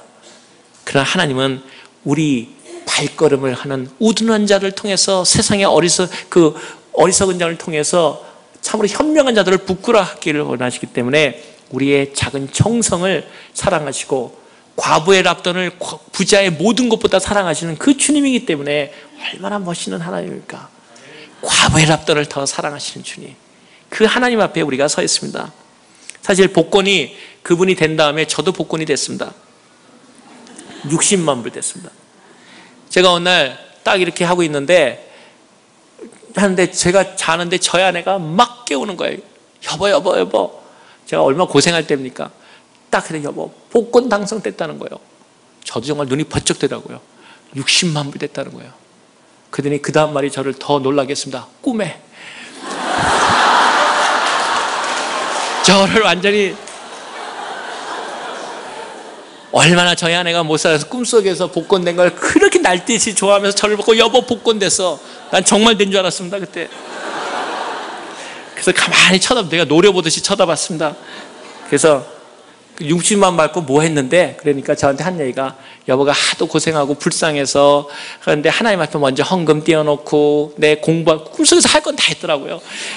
저 학비 띄워놓고 애들 또 우리 애들 그동안에 생일 파티도 못 해준 아이들 마음이 안에서 자전거도 사주고 뭐 했다는 거예요. 그래서 내가 이 어리석은 아내야, 꿈속에서 60만 불 다 헌금했으면 하나님은 정성을 받으신 분인데 60만 불 크레딧 늘었을 텐데 그걸 꿈속에서 헌금하라고 나오냐 이 여자. 다시 꿈속에 들어가. 제가 꿈에 대한 얘기는 하는 이유는 그 다음 이야기 때문에 그렇습니다. 여러분, 제가 하나님은 공짜를 주시지 않지만 꿈도 하나님께 드리면 정성을 받으신다는 겁니다. 제가 얼마나 못 살았는 얘기를 한 가지 더 하자면은, 저희 딸이 아까 말한 은혜 얘기, 아침에 정말 그 은혜 얘기가 바로 그레이스 얘기라고 제가 들었는데, 그 딸이 아빠가 하도 불쌍해 보이는 거예요. 걔가 제 일생의 꿈이 뭐냐 그러면은 미용사였어요. 왜 미용사인지 압니까? 자기 엄마는 가면은 팁을 받는데 엄마 아빠가 하면 1불짜리 센단 말이에요. 아빠는 돈 벌어오는 것 같지가 않아. 그러니까 나는 저 미용사가 돼가지고 아빠 엄마를 행복하게 해줬어요. 일생 꿈이 미용사라는 거예요. 근데 이 딸이 5살 때인가 되니까 아빠 생일 선물을 줘야 되는데 돈이 없으니까 저한테 봉투에다가 딱 줬어요. 아빠 이제 염려하지 말라는 거예요. 아빠는 이제 부자야 그러는 거예요. 그래서 얘가 또 무슨 선물을 줬나 했더니 지 할머니를 닮았는지 아무튼 편지를 하나 써놨다고요. 그래서 그 편지를 딱 열어보니까 그림을 그렸어요. 막 그려놨는데 그냥 그 돈 그림을 그려놓고요. 딱 이렇게 써놨어요. $1 million. 근데 그 밑에 더 웃겨요. 딱 뭐라냐면 내가 돈은 절대로 가짜 돈 만들지 않는다 이런 거 알거든. 그러니까 뭐냐, Bank of Grace. 딱 그레이스 내에서 말하는 100만 불짜리. 그리고 아빠 걱정하지 말라는 거예요. 근데 제가 생각할 때 그런 꿈에 대한 얘기는 사실 그런 얘기입니다. 저는 정말 하나님 본 적도 없고 그렇지만 어느 날 저희 아내가 또 2번째 꿈을 꿨습니다. 이 참 미련한 아내가 꿈을 꿔서 이번에는 뭐 꿈이 아니냐니 수영장에 있었는데 수영장에 잉어가 제 팔만한 잉어가 펄떡펄떡 너무 많아가지고 막 뛴다는 겁니다. 이건 분명히 돈이 아니면은 우리가 많이 선교를 많이 한다는 꿈이라는 겁니다. 그래서 제가 그더니 거기다 2번째 단서가 더 재밌어요. 그만큼 가난한 아내였으니까 그런데 자기는 돈이었으면 더 좋겠다고 그러는 거예요. 그래서 내가 믿음대로 될 줄알아. 그런 다음에 한 일이 중요한 겁니다. 저희 아내랑 같이 손을 잡고 기도했습니다. 하나님, 이 꿈을 하나님께 드립니다. 이것이 사람을 잡는 꿈이든 돈이 되는 꿈이든 하나님은 필요치 않습니다. 하나님께서 받으시고 우리를 내가 이거밖에 꿈밖에 정말 가난한 아내와 가난한 남편이 하나님께 드릴 것이 정말 꿈밖에 없습니다. 주님. 그러나 주님 불쌍히 여겨주십시오. 우리가 꿈속에서 받은 돈도 하나님께 드립니다. 근데 하나님 한 번은 기억해 주십시오. 우리가 하나님 앞에 언젠가 우리도 헌금할 수 있는 날이 올 수 있도록 해주십시오. 그리고 꿈을 드렸습니다. 그리고 제가 거기에 덧붙여서 한 말이 있습니다. 하나님 이자는 꼬박꼬박 주십시오. 그러고서는 그 꿈을 드렸습니다. 지금 생각하면 하나님께서 그 정성을 받으신다고 봅니다. 나중에 기회가 되면 얘기하겠지만 제가 성경금을 내고 선교를 하다 보니까 500불, 여러분 500불이면 많은 돈 같지만 또 많지도 않지 않습니까? 500불을 적금 통장을 만드는데 저희가 딱 3년 걸렸습니다. 저는 500불 통장을 받아두고 너무너무나 감격했습니다. 우리도 세이빙이 있구나. 여기 많은 분들이 어려운 분들이 있을지 모르지만 3년 만에 500불 가졌다 이 얘기는 상당히 심각한 얘기로 들리실 줄 압니다. 저는 3년 만에 500불을 모았습니다. 그래도 하나님께서 우리를 절대로 버리시지 않으셨습니다. 제가 오늘 하나님하고의 이제 드디어 어떻게 비즈니스가 성공했는가, 그걸 통해서 하나님하고의 비즈니스가 성공했는가를 얘기해드려요. 저는 비즈니스맨이 아닙니다. 그러나 하나님하고는 비즈니스합니다. 왜냐하면 하나님하고는 그분과는 경쟁하고 그분에게서 그 풍요로움을 우리가 누릴 수 있다는 것은 놀라운 축복이기 때문입니다. 제가 어저께 아침에 잠깐 얘기한 대로 선교 얘기는 나중에 한 번 더 드리겠는데, 선교지에서 자비랑 선교사로 나갔다가 들어오니까 제가 못 사는 집안이 얼마나 더 어렵겠습니까? 근데 하나님께서 우리를 다 먹여 살리시고 그 떨어진 게 없이 만들었습니다. 근데 교회에 들어오니까 참 제가 견디지 못할 일이 하나 생겼습니다. 어떤 일이 생겼냐면, 교인들이 들어오니까 여러분, 교회가 아름다울수록 또 여러분들이 믿음 생활일수록 많은 사람들이 여러분의 믿음에 대해서 많은 걸림이 준다는 걸 또 기억하셔야 됩니다. 그러나 미워하지 마십시오. 그것이 여러분의 믿음을 성장시키십니다. 그리스도 이름으로 사랑하고 오직 하나님에 대한 전념에 나간다면 하나님이 여러분을 높이십니다. 여러분이 여러분의 성도들 믿음 연약한 사람들이 조금 자기를 건드린다고 생각할 거 없습니다. 하나님을 믿는 자, 그 이름을 믿는 자는 하나님이 그 이름을 영화롭게 하십니다. 근데 제가 들어와서 이렇게 보니까 제가 제일 마음 걸리는 교회 생활에서 제가 아주 시험을 당할 뻔한 일들이 많았습니다. 뭐냐면은 저희 비슷한 연배들, 제 그때 연배가 되면은 이제 한창 미국에 와서 좋은 차도 사고 이래야 될 텐데, 저는 날마다 어저께 얘기를 드렸지만 생수 먹고 다니는 차 얘기 듣지 않습니까? 차가 자꾸 저기 30마일만 하면은 자꾸 뜨거워져 올리는데 거기다 수돗물 넣으면은 이게 더 뜨거워져가지고 꼭 생수 넣고 40마일 가면 또 채워놓고 진정시키고, 얘야 좀 진정해라. 그리고 차를 타는 그런 차를 타고 다녔다는 거죠. 근데 많은 사람들이 했는데 그 한 분이 여기 그 로스앤젤레스에서 굉장히 성공을 했어요. 어떤 성공을 했냐면은 그 작은 비즈니스몰을 했는데 아주 그 좀 사치품을 좀 팔았는데 이 교인들이 그 사치품의 그냥 하나가 예를 들어서 1,000몇 불 되는데 생활에 필요 별로 안 하는 것도 그걸 그냥 살려더라고요. 전 그때 정말 이해가 안 되더라고요. 제가 여기 사신 분들이 혹시 많을 것 같아서 그 품목은 얘기 안 하겠습니다. 교인들 많이 샀다 그러더라고요. 그것 때문에 여기 떼부자 됐다는 소리 들었으니까. 뭐냐면 그 품목 하나를 1,000몇백 벌 사는데 교회 하나님 건 별로 안 하면서 몸에 좋다 그러니까 그건 다 사더라는 거예요. 이 형제가 떼부자가 됐어요. 말 그대로. 그런데 그 형제는 믿음도 없고 교회 생활을 한마디로 와가지고 이렇게 비즈니스 하기로 다녔는데 제가 보니까 믿음 있다 그러고 선교도 갔다 왔다는데 별로 마음에 안 드는 거예요. 그랬더니 저한테 하는 얘기가 있습니다. 경제 전공하셨다며요? 그러니까 경제 전공인데 왜 돈은 그렇게 못 벌어요? 가로치고가 안 나오는 거예요. 그리고 하나님을 믿으시면 하나님이 도우신다며요? 가로치고 또 봐요. 근데 왜 이렇게 못 살죠? 그러면서 저한테 재정이 제가 약하니까. 저는 별로 거기에 생각하고, 하나님께서 도와주시겠죠. 괜찮습니다. 그런데도 자기는 갈수록 돈 많이 벌고 좋은 차 살고 막 이러는데 제가 볼 때 정말 기가 막힌 형편없는 청년인 거예요. 제가 저 사람은 저거 바보도 아니고 공부했다면서 성공도 못하고 돈도 없고 애는 자기 애들은 좋은 데도 못 보내고 말이야. 저거 저러고 살아? 제 마음속에 시험이 오기 전에 하나님 정말 제가 이렇게 살아야 됩니까? 그런 생각이 들더라고요. 그러다가 결정적인 일이 일어났습니다. 그 사람이 떼돈을 보니까 그 다음에 그 오렌지 카운티 거기서 제일 동네에다가 집을 갖다가 제일 좋은 걸 못 사. 그 집이 워낙 비싸니까 그 동네가. 거기서 제일 좋은 동네 단지에 거기서 그래도 꽤 좋은 집을 사게 된 거예요. 완전히 그거는 대단한 뉴스죠. 왜냐하면 그 나이에 그 좋은 데 산다는 건 그 당시에 상상이 안 갔거든요. 그러고 나서 첫 번째 그 집들이 하는 초대장을 절 주더라고요. 저 정말 가기 싫었습니다.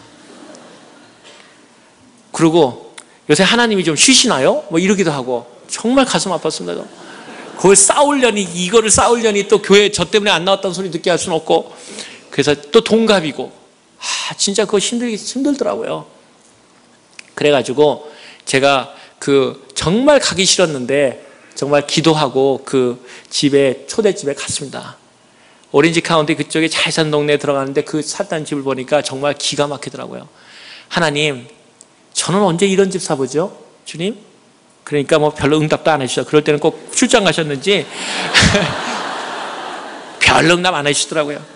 그래가지고는 거기서 이제 같이 기도하고 나와서 했는데 밥도 안 넘어가더라고요. 맛있는 거 나왔는데 나와서 그 집중내를 보니까 이렇게 사는 사람들도 있구나 그런 생각하니까 괜히 애처로운 마음이 제가 들더라고요.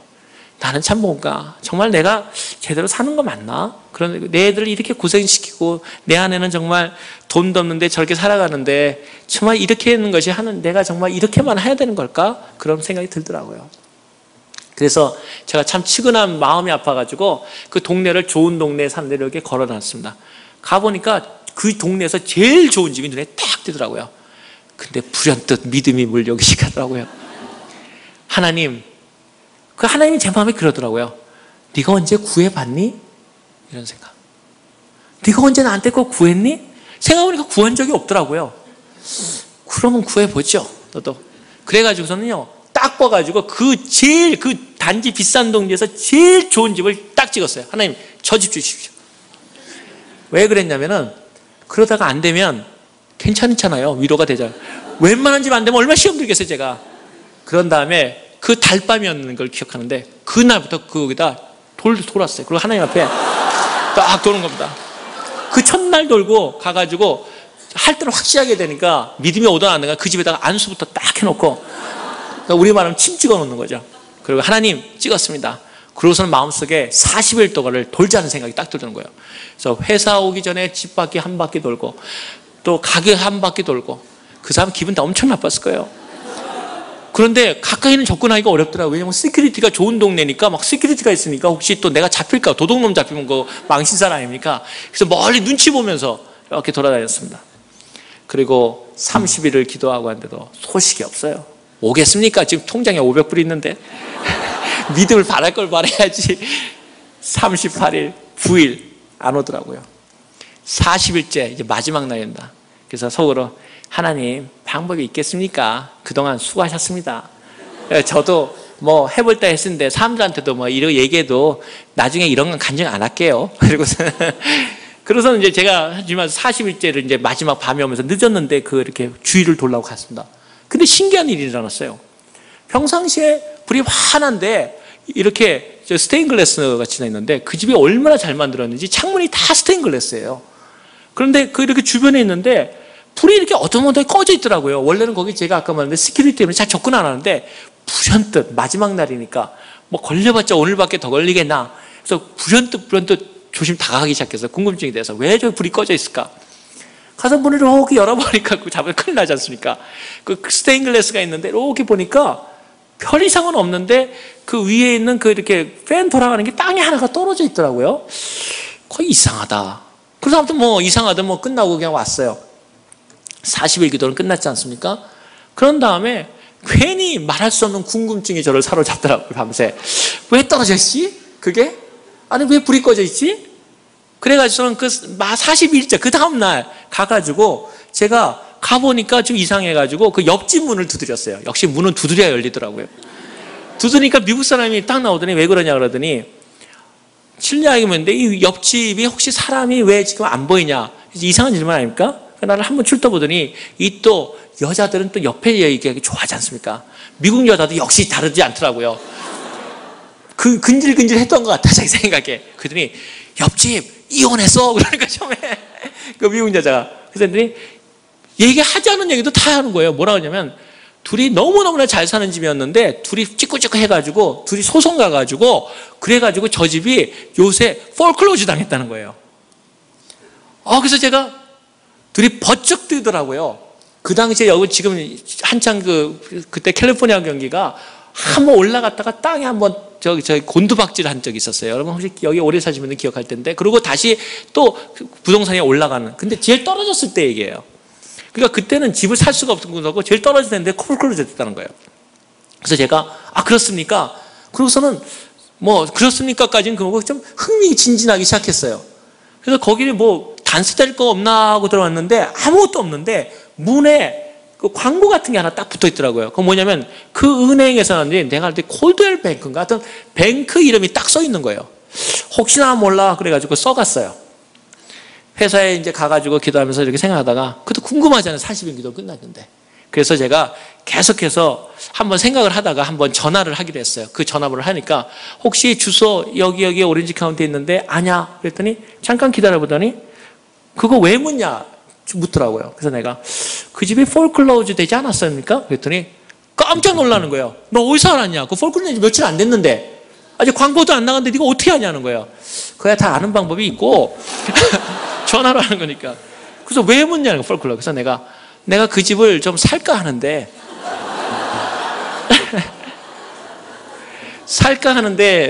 그래서 내가 물어보는 거라. 그랬더니 가만히 있더니 저보고 이제 제가 안마 해도 이제 그때 악센트가 들리잖아요. 그러니까 이게 동양계 같은 외국인을 봤는지 그 집이 얼마나 비싼지 아냐고 그러더라고. 가격을 아냐고 그러더라고. 그래서 내가 가격은 나는 정당한 가격을 준다고. 그러니까 우선 내가 폴클로즈의 가격을 좀 그걸 사고 싶다고. 그랬더니 저보고 그러면은 자기 그 보스 그 담당자 올 테니까 전화를 다시 하라고 그러더라고요. 그래서 길이 열렸어요. 그 다음에 다시 전화를 제가 다시 했거든요. 전화도 안 해주더라고요. 제가 전화를 했어요. 했더니 전화를 받더라고요. 그러냐고. 그래서 그 가격이 근데 우선 자기 만나려면 대가 가격이 얼마인지는 당신이 아냐고 나 묻더라고요. 근데 이 크리스찬은 당당해라 그러지 않습니까?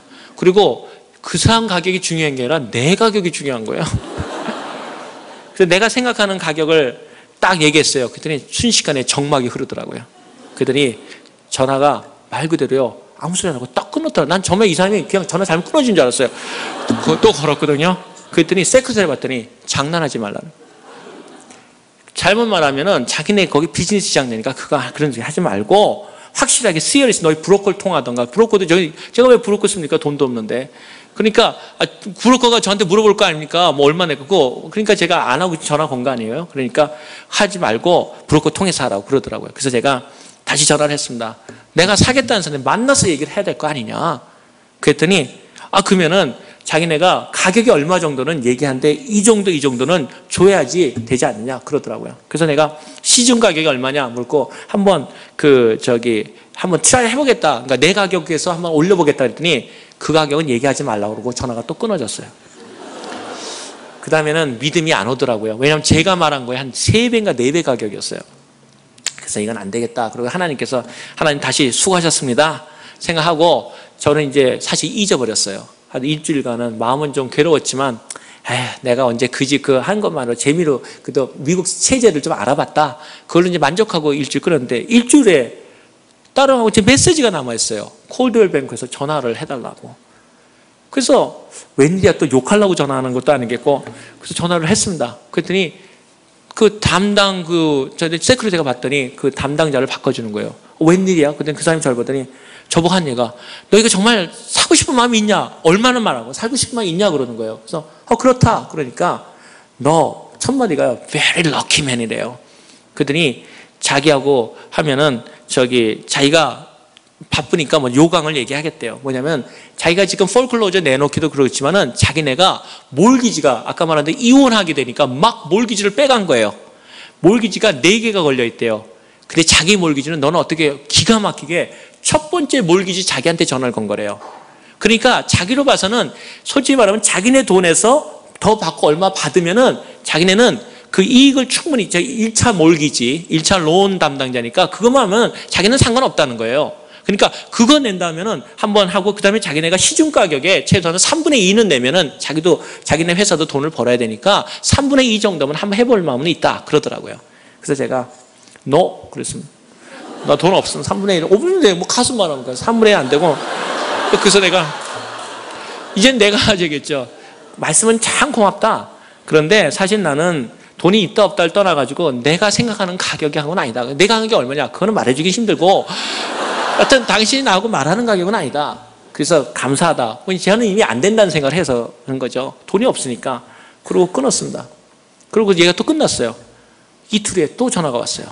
이번에 메시지가 이번에는 그 사무실로 와달라는 거예요. 또 왜 와달라고 그러냐? 참 바쁜 사람을 자꾸 와라. 그래서 또 갔습니다. 제가 가니까 그 사람이 막 그 사무실에 그때 여기 어딘가 얘기하는데 막 어지럽게 막 이렇게 옮기는 모습이 보여요. 그랬더니 저를 들어오라고 그러더라고요. 그 버스가 들어오더니 네가 그 사람이냐 그랬더니 너도 참 재밌는 사람이다 그러면서 내가 아시아인 같은 액센트는 들었는데 하여튼 너는 운 좋고 저를 막 그러더라고요. 그래서 하여튼 본론으로 들어가자 그랬더니요 저한테 그러더라고요. 저를 딱 앉히더니 정말 얼마 낼래? 그래서 내가 그건 나한테 자꾸 묻지 말고 몰기지가 얼마가 나는 크리스찬은 내 마음속에 있기 때문에 너한테 손해보게 하고 싶진 않다. 난 상당히 페어라는 사람이기 때문에 당신의 론이 얼마냐를 얘기해라. 그랬더니 얼마래요. 근데 그거는 가격이 아니래요. 그래서 내가 정확하게 나는 두 말 하고 싶지 않다. 한 말 하겠다. 당신이 갖고 있는 론에다가 수고 많이 했으니까 이자 붙인 거. 그거는 내가 물 능력이 해보겠다. 그렇지만 그 나머지 돈은 3분의 1 가격인 4분의 1 가격 나는 못한다. 그랬더니 저를 가만히 쳐다보더니 정말 그밖에 못 내겠네요. 그래서 나는 있는 거 없다는 사람은 안 한다. 난 정말 그것이 정당한 가격으로 생각한다. 그게 얼마나 황당한 얘기입니까? 집가격에 4분의 1 줬는데 그 몰기지에 이자만 하고 그러더니 자기도 그 사람이 참 재밌는 사람이에요. 근데 하나님께서 마음 움직였죠. 저한테 그러더라고요. 자기한테 재밌는 일이 생겼다는 거예요. 내가 전화한 후, 그 사람 참 솔직하더라고요. 전화한 후에 자기가 다른 뱅커에서 스카웃 됐대요. 스카웃 됐는데 거기서 이렇게 보니까 지금 저하고 딜하는 집은 워낙 누구든지 간에 팔 수 있는 그 좋은 케이스이기 때문에 만약에 그거를 안 팔고 처리를 안 하고 하면 자기는 자기 경력상에 아주 마이너스가 된다는 거예요. 그러니까 자기는 근데 그 스카웃 당하는 것을 빨리 한 데 일주일 내로 움직여야 되는데 이거를 시장에 내놓고 하는 시간을 하다 보면 자기가 떠난 다음에 이것은 미결제가 되기 때문에 자기 커리어에 문제가 있다는 거예요. 자기도 솔직하게 얘기하니까 그러니까 너는 운이 대박 좋다는 거예요. 그러면서 내가 일주일 만에만 안 넣었어도 너 이거 안 넘긴다는 거예요. 근데 너희가 지금까지 행한 거라든가 얘기한 것이나 이런 거 했을 때 괜히 너한테 믿음이 갔다는 거예요. 어차피 자기 떠날 회사에 돈 주고 싶지도 않다는 거예요. 뭐 기분 나빴는지 뭐 그러더라고요. 저는 뭐 좋죠 뭐. 그래서 거기서 놀란 일이 난 거죠. 그 사람이 시장에 내놓을 수 없는 시간이고 몰기지만 해주고 이자만 주기로 했다. 그래서 가격이 결정된 거예요. 그 다음에 그러다가 그러면은 한 가지 조건이 있는데 일주일 내에 이것을 다 세틀다운 해야 된다 이거예요. 제 통장에 얼마 있다고요? 500. 세틀다운 할 수 있겠습니까? 그래서 제가 딱 있으니까 저한테 그러더라고요. 다음 회에 얼마 할 거냐? 그래서 내가 통장에 돈이 있는데 사실 돈이 많지 않다. 그랬더니 얼마 있냐 그래서 내가 그냥 미니멈은 갖고 있다. 그래서 저한테 그러더라고요. 그러면 얼마 다운 페이는 할 거냐? 그래서 제가 다운 페이는 못 한다. 그 얘기했습니다. 그랬더니 이 사람이 저를 쫙 째려보면서 너 지금 너 한국 사람 얘기를 했으니까 한국에 얘기하는 친구한테 빌려야 되지 않느냐 그러더라고요. 그래서 내가 이 좋은 게는 팔아서 다음날 팔아도 너 몇 배 남는데 그래서 내가 크리스찬은 돈 빌리지 않는다. 난 솔직하게 얘기했습니다. 그리고 돈 끄는 거 절대 안 한다. 나는 다른 사람에게 팔아라. 나는 그런 거 원치 않는다. 그랬거든요. 그랬더니 가지 말고 기다리래요. 그러면은 내가 너한테 마지막으로 해주겠다. 자기도 어차피 가야 돼. 이제 서로가 이제 얘기가 된 거예요. 서로가 다 내놓고 다 내놨으니까 저한테 얘기를 그러면 일주일 내에 끝내야 되니까 그러면은 은행에서 100% 논을 하게 하겠대요. 그러면서 100% 은행을 너의 그 은행에서 얘기하라 그러더라고요. 그래서 제가 나 은행 돈 안 된다. 그래서 왜 안 되냐? 500불인데 어느 논을 해주겠습니까? 그래서 제가 그 사람한테 그랬습니다. 방법이 있는데 아주 쉬운 방법이 있다고 내가 제안해 줬어요. 그래도 길을 어린 양을 인도해 줘야 되지 않습니까? 그래서 말해서 뭐 어떤 방법이냐 저한테 물어보더라고요. 그래서 내가 당신 은행이 내주면 된다. 그러면 당신 은행이 갖고 그 담보도 그렇게 큰 너 집 그렇게 좋다 그러는데 담보 잡고 얼마 좋냐? 꽤 그 지도 남아 있는데 그렇게 하자. 그랬더니 자기가 정말 내가 정말 안 하려고 그랬는데 방법이 없다. 그래서 자기가 해주기로 결정했습니다. 근데 거기서 끝난 게 아니라고요. 론을 해서 쓰라 그러는데 제가 이렇게 전부 쓰니까 이렇게 보더니 소득 얼마. 크리스찬도 거짓말 안 하지 않습니까? 소득이 보더니 너 이게 장난하냐? 이거 론 안 나온다는 거예요. 그러더니요 가서니 저한테 이렇게 갖다 주는데 자기가 급하니까 막 해오더라고요. 보니까 제 소득이 한 5배 올라가 있고 통장은 없는데 5개가 불어나 있고 제가 거부가 돼 있어요. 그래서 저보고 사인만 하래요. 그럼 끝난대요. 그래서 제가 그랬습니다. 이거 나 아니야. 나는 이거 내가 분명히 얘기하는데 이 집 안 사도 저는 안 한다고 그랬습니다. 그리고 내가 하는 대로 해달라고 그랬어요. 그랬더니 나보고 다 이렇게 하는 거래요. 그리고 다른 데가 다 이렇게 하는 거래요. 그래서 내가 그러면 당신은 그 사람 하라고. 난 가겠다고 했더니 가지 말고 기다리라는 거예요. 그 다음엔요 재밌는 일이 일어났습니다. 하나님은 저는 소파에 앉아가지고요 드링크를 갖다 주더라고요. 그 사람이 가가지고요 막 고쳐와요. 제가 말하는 고쳐와서 이거 맞냐? 그러면 내가 보고 커피 마시다가 틀렸어. 그러면 가가지고 또 막 고친다. 또 가져오면 제가 또 보고 이거 마음에 안 들어. 이거 wrong information 고치라고. 또 처음 가가지고 시끄러고 가가서 또 막 고쳐와요. 그래가지고 저는 거기 가만히 앉아가지고요 사인 딱 하고요 집을 얻었는데 그 집을 사러 들어가니까 사람들이 전부 다 저보고요 돈을 갖다가 은행에 감춰놨다가 샀다고요. 저희 집이 얼마나 좋았는지 수영장이 있는데 수영장에 자쿠지가 2개가 딱 달려 있고요. 수영장에 폭포가 있어요. 바에 누르면 폭포가 팡팡 돌고요. 저희 집이 얼마나 좋았는지 아까 꿈속에 본 그 물고기 사는 집 같았는데 그 주변에 있는 교회들이요 저희 집에 와서 다 세례받았어요. 왜냐하면 폭포가 있으니까 매달 와서 폭포 받고 그 다음에 자쿠지니까 자쿠지에서 들고 저는 그게 얼마나 감사한지 몰라요. 그래서 저희 집 개방해가지고 폭포수에서 세례받은 사람들 엄청 많아요. 사진도 많이 찍었고. 근데 오늘 여기가 많은데 오늘 그 집 얘기만 하면 끝내려고 그럽니다. 근데 집을 그렇게 해놨는데 그래서 오늘 집 없는 사람은 집 없는 걱정 절대 하지 마세요. 하나님께 주십니다. 그런데 집값이 그때부터 거꾸로 올라가기 시작하는 거예요. 캘리포니아 집들이. 집이 올라가니까요 괜히 자다가도 웃음이 나오고 교회만 가면은 괜히 누구 만나도 식사하셨어요? 내가 그렇게 부자 된 줄 몰랐어요. 막 뛰는 거예요, 막 뛰는 거. 전 정말 행복했어요. 야, 주님, 멋있는 주님.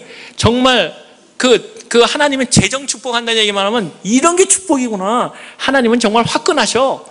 그래가지고서는 그 큰 단지에서 저희 집이 제일 좋았어요. 그러니 사람들이 전부 제가 돈 있다고 안 받겠어요?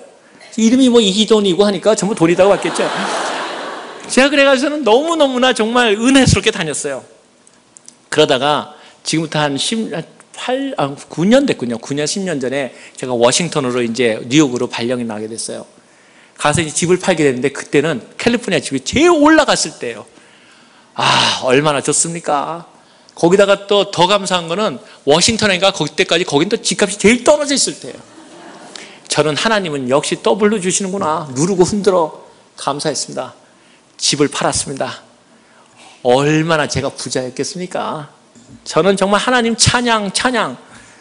근데 제가 결혼 잘못한 거 후회한 두 번째 이야기. 아까 선교 가자 그랬을 때 제가 결혼 후회했거든요. 이 여자 잘못 만났어. 내가 잘 살다가 선교지로 가자고 하는 이 여자. 두 번째, 우리 아내가 참 얌전한데 그렇게 결정타를 저한테 먹일 때가 있어요. 두 번째 돈을 이제 딱 찾고 세들다운하고 들어왔는데 저희 아내가 딱 불어왔더니 형제님 그러는 거예요. 전 이 얘기 나오면 질리는 거거든요. 형제님 나오면 이건 진짜 하나님 얘기하자 이 말이거든요. 저도 같이 앉아서 자매님. 네. 그랬더니 제가 저희 아내를 전도해가지고 사실은 제자훈련을 시켰어요. 근데 여자가 무서운 것이 뭐냐면 그때는 제가 할 얘기 못할 은혜스러운 얘기 다 해줬는데 잘 적더라고요. 얼마나 귀엽고 좋은지. 근데 그걸 결혼 후까지 갖고 있다는 사실이에요. 생각만 나면 들쳐나가지고 형제님이 말씀하시기를 이게 다 죽이는 거예요. 제가 선교지 간 이유도 성제님이 말씀하시기를 선교는 다 해야 되는데 하나님이 들어오게 이래가지고 제가 선교지 쫓겨자가 있지 않습니까? 근데 이번엔 딱 그 며칠 딱 피더니 뭐냐면 형제님이 말씀하시기를 다 하나님 건데 공짜 돈은 특별히 하나님께 바쳐야 된다 그랬다는 거예요. 그래서 그런 말 한지 않는지 기억은 안 나지만 은혜로운 말씀이군요. 그랬습니다. 그랬더니 말하기를 저한테 그러더라고요. 저는 집안에서 이 집안일을 잘 못하거든요. 저한테 말하기를 형제님이 이 집안을 위해서 못 박으신 일이 있으십니까? 없는데 생각이 없는데요. 그랬더니 그럼 형제님이 이 집에 돈을 많이 내시고 사셨습니까? 없는데요. 그랬더니 그럼 이 집은 이득이 공짜 돈입니까? 공짜 돈이라고 할 수는 없지만 그때 저도 생각했으니까 말을 바꿔서 알았어. 그러니까 11조 거기서 냅시다. 11조 당연히 내는 거. 안 되면 12조까지 내가 내겠어. 그랬더니 아니라는 거예요. 하나님이 주신 소득이 내가 일 안 하고 받은 돈은 하나님께 드려야 된다는 거예요. 그래서 제가 놀라가지고 도대체 얼마? 계산해보니까 얼마겠어요? 다 드리잖아요. 제가 광신자인 줄 알았어요. 그래서 제가 여보 우리도 살아야지. 우리 워싱턴에 가면 어떻게 살라고? 그러니까 저희 아내가 아니라는 거예요. 하나님을 감동시켜야 된다는 거예요. 그래도 믿음이 안 오는 거예요. 감동 11조도 돼. 하나님은 총성을 받으신다고 그랬는데 그랬더니 아니라는 거예요. 형제님이 재정을 맡겠다 그런 사람이 하나님 앞에 공짜 돈을 받든다는데 당신은 하는 일이 없는데 왜 그걸 주장하는 거예요? 그러다가 제가 두 번째 결혼 후회하고 제가 싸우다가 이 오기가 나가지고 마음대로 다 내던가 말던가 그랬더니요 거기서 잠깐 얘기가 끝나지 않았다는 거예요. 뭐 어떻게? 그랬더니 받았는데 뭐 끝자리가 뭐 6만 불인가 이렇게 됐어요. 그랬더니 제가 또 형제님이 얘기하기를 하나님 앞에 온전한 성물을 드리는데 우수리를 드리지 않으라 그랬대요. 나 기억한 일 전혀 안 나요. 그래서 뭐 어떡하라고 그랬더니 그나마 그동안에 모았던 그 6만 불 말씀은 4만 불을 더 채워서 드리자는 거예요. 내가 벼룩에 간을 깨라 내가. 그러고 나서 그거를 갖다가 성경금을 하는 거예요. 그날부터 우리 아내가 미워 보이기 시작하는데요. 정말 얼굴도 보기 싫더라고요. 제가 그래서 저건 광신자야. 저럴 수가 없어. 저건 내가 어디 가서 그전에 그랬어요. 내가 약이 오르니까 어디 가서 절대 나한테 제자 훈련 받다고 하지 마. 당신 이상한 사람한테 받았다고 그러라고. 그러고 나서 끙끙 앓고 있는데 마침 저희 친구가 그때 당시에 G 캐피털에 근무했던 친구가 전화가 왔어요. 급하게 전화 오길래 나보고 너 지금 혹시 한국에 갈 수 있느냐 그러는 거예요. 그래서 한국에 왜 그랬더니 그때 IMF 사태인가 한국에 좀 나가지고 거기서 GE캐피탈에서 은행을 살려고 그랬어요. 그 은행을 사러 들어갔는데 다른 사람들 말을 먹이고 네가 친구니까 GE캐피탈 자기 부회장인데 가가지고 한국 상황을 한번 좀 체크해주고 오겠니? 그거예요. 그래서 제가 잘 됐죠. 한국 부인 얼굴도 보기 싫은데 돈 대주겠다는데 왜 안 갑니까? 그래서 얼굴을 하여튼 당장 안 보고 싶더라고요. 그래서 가겠다고. 그래서 갔어요. 일주일인가 있다가 갔는데 가서 뭘 했겠어요. 뭐니까 아무것도 없고 보고 뭐 악수하고 그래 잘 있네요. 그러고 왔어요. 그래서 왔는데 계속 우리 아내가 보기 싫었죠. 그리고 다시 일주일이 지났는데 다시 제 친구 그 GE캐피탈 부회장한테서 전화가 왔어요. 잠깐 보자. 그래서 봤어요. 봤더니 한국에 가서 수고가 많았다. 속으로 뭐 제가 한 일도 없는데 근데 네가 갔다 와서 일이 해결됐다는 거예요. 뭐 굳이 뭐 또 내가 아니라 그럴 일도 없어서 뭐 그랬다. 뭐 그랬죠. 그랬더니 수고했기 때문에 우리 룰에 따라서 그 수고비를 주겠다고 그러면서 주더라고요. 그래서 나는 항공료 뭐 받고 뭐 수고비 나오고 당연히 주잖아요. 그래서 받았어요. 받고서는 그러나 보다. 그러면서도 이제 우리 아내가 계속 믿기만 하고 그러고서는 또 그 자기 일도 잘 됐다 그러더라고요. 그 한국의 은행. 그 은행 사는 거니까 얼마나 큰일이겠어요. 그래가지고는 받고 집에 와가지고요. 그것도 집에 넣고 생각도 안 하고 집에 앉아가지고 이제 딴방에 가서 여보 저쪽 가자. 그러고서는 이제 가가지고 책을 보고서는 그 봉투가 있으니까 그 돈 안 주려고 이제 내가 쓰려고. 그 주면 안 되죠. 나도 이제 돈 없는데 통장 것까지 다 우수리까지 맞춰두는데 내가 돈이 있습니까 이제. 그래가지고는 딱 열었는데요. 정말 하나님 놀랐지 않습니까? 은행을 했다고. 나는 한 일이 없는데 은행을 했다는 것 때문에 많은 돈을 넣었는데 그 돈이요. 헌금한 금액하고 1달러도 끝나지 않은 동일한 금액이었어요. 저는 거기서 부두도 떨었어요. 하나님 두렵게 느껴졌어요. 하나님 앞에 바친 돈하고 하나님이 내가 받아온 나는 은행을 했으니까 이 사람들은 당연히 그걸 했다는 거라서 많은 돈이고 나는 내가 한 일이 없으니까 나는 가만히 있었던 거죠. 그 금액을 똑같은 금액을 넣었어요. 제가 회개하고 우리 아내 당신 같은 여인을 주시는 사람은 사랑해. 그리고 거기서 얘기 끝난 게 아니라 그러고선 집을 드린 다음에 저희가 헌금을 하고 저희 워싱턴에 가는데 이제 저도 마음이 또 뿌듯하죠. 갔더니 집값이 떨어졌어요. 그래서 지금 집을 샀어요. 지금 현재 집. 저는 집을 그렇게 여러 번 못 샀어요. 왜냐면 사실 일하다 보고 하나님 헌금하다 보고 너무 잘 사는 게 좋은 모양이 아니거든요. 하나님 앞에 선심적으로 내가 내일 말씀드리려고 그러지만은 하나님의 삶이 돈 많고 집 많은 거 별로 좋아하는 거 아닙니다. 하나님 앞에 얼마큼 일하는 것이 아름다운 거죠. 그걸 드리는데 요새는 그 집이요 또 올라가서 2배 값 됐어요. 저 엄청 화가 많이 납니다. 다른 사람들은 집보다 좋은데 좋을 게 하나도 없어요. 저것도 분명히 팔면 공짜 돈이라고. 그래가지고 제가 스트레스가 사기 시작한 거예요. 이 집값이 막 올리니까 내가 막 어떤 데는 정말 나도 모르게 집값 올라고 막 신경질 내니까 옆 사람이 저 사람이 미쳤나? 집값 올렸다고 신경질 내는 사람 처음 봤다는 거예요. 안 좋을 수밖에 없는 게 집값 오르는 좋은 게 뭐 있어요? 세금 더 많이 내고 팔면은 받쳐야 되는데 전혀 좋을 게 없더라고요. 그래가지고 이번엔 저희가 선수를 쳤습니다. 사실 이 얘기는 조금 다른 얘기지만 제가 저희 그 두 번째 집을 결혼 21주년 될 때 저희 아내가 선수 치기 전에 제가 했어요. 우리 아내가 또 돈을 조금 해가지고 집을 다 페이오프를 시켰더라고요. 진짜 쫀쫀하게 생활을 잘해요. 자기 중에서. 그 다음에 다 됐기 때문에 저희 아내랑 기도했습니다. 여보, 우리가 하나님 앞에 이제는 팔리고 드리기 전에 먼저 드립시다. 그랬더니 우리 아내가 진짜 그렇게 나와야죠. 그래가지고요. 페이오프하고 이번에 21주년 결혼이 날 때 그 집 하나님께 드렸습니다. 그래서 지금 사실 저는 집이 없는 사람입니다. 근데 마음속에 확신이 있습니다. 제가 단언컨대 여러분, 제가 언제 또 여러분을 만날지 모르지만 하나님께서 더 큰 걸 주실 겁니다. 저는 여러분한테 그냥 얘기하는 게 아니고 확신이 있습니다. 하나님을 도전하라. 근데 오늘의 끝 얘기는 거기서 끝난 게 아니라 그 일을 하고 있을 때 어느 날 그로부터 제가 워싱턴에 간 지 2년째인가 3년째로 기억하는데 저한테서 한 소포를 받았습니다. 그 소포를 받았는데 아주 조잡한 그 갱지라고 하는 거기에 있는데 이름 모르는 데서 왔어요. 중국에서. 이게 도대체 뭔가. 그래서 찢어보니까 어린아이가 이렇게 소녀가 기도하고 있는 그 알루미늄으로 만든 그 노란 게 있었고 편지가 정말 조잡한 글로 그 아주 나쁜 종지에 써 있었어요. 그 내용이 저를 감격하게 만들었습니다. 거기 내용이 이렇게 써 있었어요. 이름 모를 선생에게. 그 무슨 얘기였냐면 자기가 탈북자였는데 그 당시에 탈북을 해가지고 그 많은 선교단체를 숨어 들어갔는데도 그 당시에 살 수가 없었대요. 근데 한 농장이 있었는데 그 농장은 오래전부터 농장이 있더니 그 농장에 들어가서 거기서 예수 그리스도를 믿고 자기가 거기서 일하게 되고 자기 생명을 살았다는 거예요. 그런데 보니까 미국 선교사도 있고 그런데 너무너무나 고마워서 아니 어느 단체에서나 이 땅을 갖다 이렇게 미리 이렇게 탈북자들을 위해서 준비했습니까? 그러니까 원래 얘기는 안 해주는데 자기가 하도 감사해서 자꾸 물으니까 거기는 담당자가 이렇게 얘기해 주래요.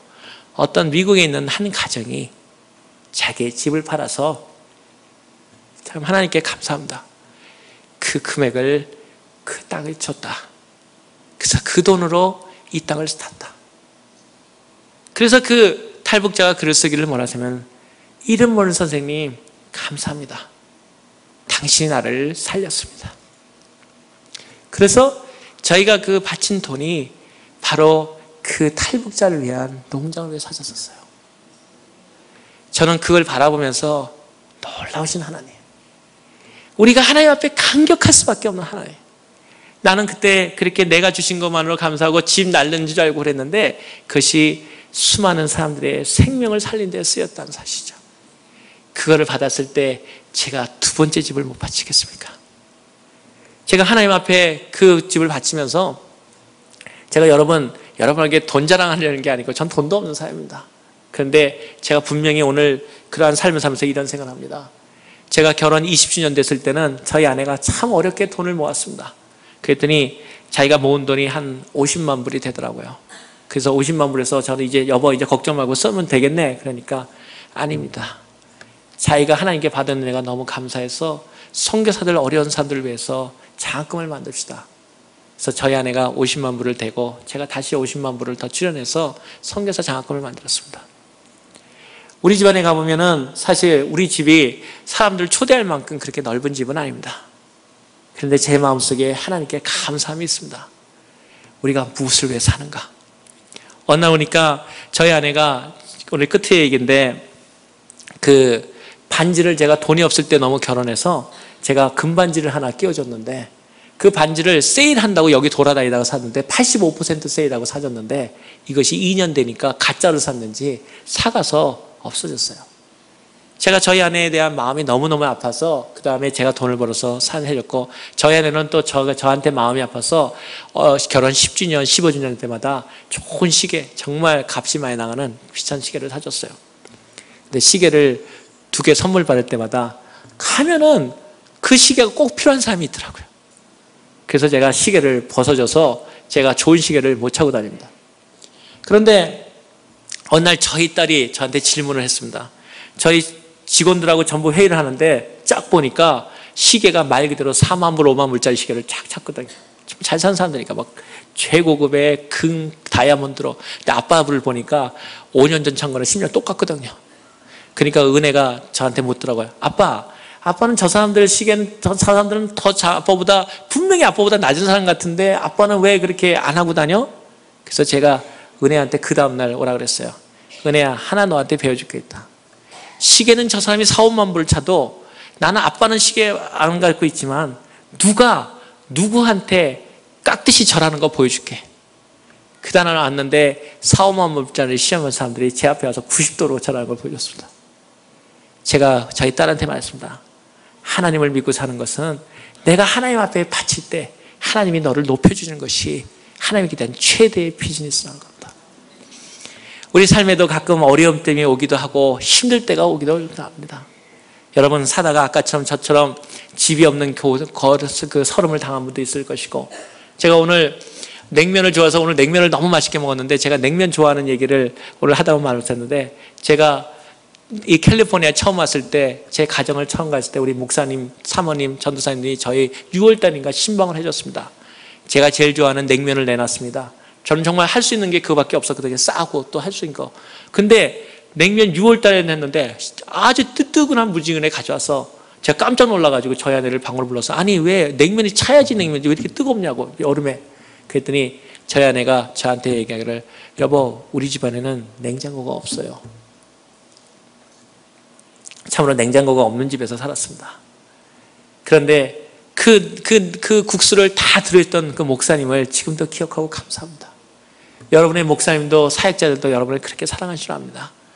그 여러분이 가슴 아프고 힘든 사연들이 있을 때 그를 제 그 냉면을, 그 뜨거운 냉면을 그 뜨거운 여름날에 하나도 남김없이 다 드셔주셨던 그 사랑하는 사역자들을 기억합니다.